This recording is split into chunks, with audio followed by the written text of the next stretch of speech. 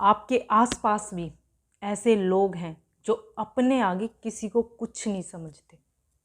उन्हें ऐसा लगता है कि जो कुछ हूँ ना सिर्फ मैं हूँ, जो कुछ मैं कर रहा हूँ वही सही है और उसके आसपास हर कोई गलत है। कोई उसे समझाने जाए तो वो किसी को कुछ समझता ही नहीं, क्योंकि उसने तो ठाना हुआ है कि मैं ही सही हूँ, मैं जो करता हूँ वही सही है। उसके दिमाग में ये चीज़ घुस चुकी है कि हर कोई गलत है। आपने महसूस तो किया होगा कि जो आपके आसपास के लोग हैं जो गलत करते हैं, गलत सोचते हैं, कई बार तो ऐसे ऐसे लोगों से पाला पड़ता है परिवार में ही रह के कि उन्हें छोटी छोटी बातें भी समझानी पड़ती हैं। वो छोटी छोटी बातों पर गुस्सा हो जाते हैं, इवन बच्चों की बातों को लेकर गुस्सा हो जाते हैं, बच्चों की बातों को लेकर लड़ाइयाँ करने लग जाते हैं। मतलब उन्हें फिर कोई भी उनके पेरेंट्स या कोई और बड़ा आके समझाने की कोशिश करे, नहीं जी मैं ही सही हूँ, गलती तो उनकी है, उसकी माँ ने अपने बच्चे को क्यों नहीं समझाया। मतलब हर हाल में वो किसी को सही मानेंगे ही नहीं, एक्सेप्ट ही नहीं करेंगे कि हमने गलती की है, किसी भी हाल में नहीं करेंगे। बेचारा कोई एक ऐसा इंसान है जो पिसता जा रहा है इस सब में।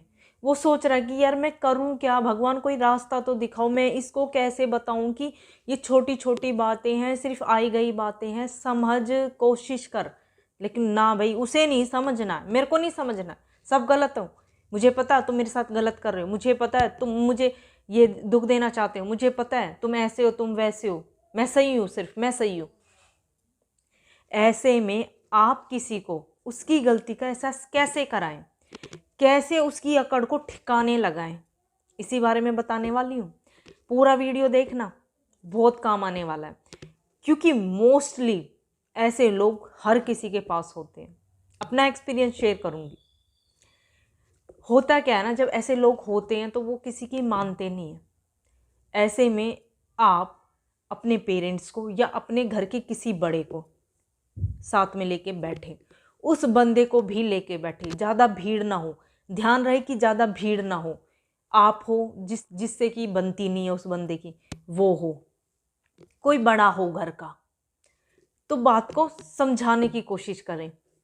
उस वक्त आपको अपनी अकड़ नहीं दिखानी है या सामने वाले की गलतियां नहीं गिनानी है कि तुम गलत करते तुम गलत हो, बिल्कुल भी नहीं गिनानी है गलतियां, क्योंकि आप गिनाने बैठोगे उसकी अकड़ और बढ़ती चली जाएगी, वो आपको और सुनाएगा चार बातें, क्योंकि अब तक उसका जो तेवर था वो हाई था।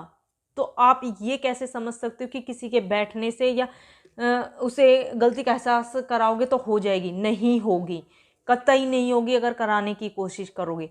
यहाँ जो मैं तरीका बताने वाली हूँ सुपर डुपर है, बिल्कुल काम करेगा।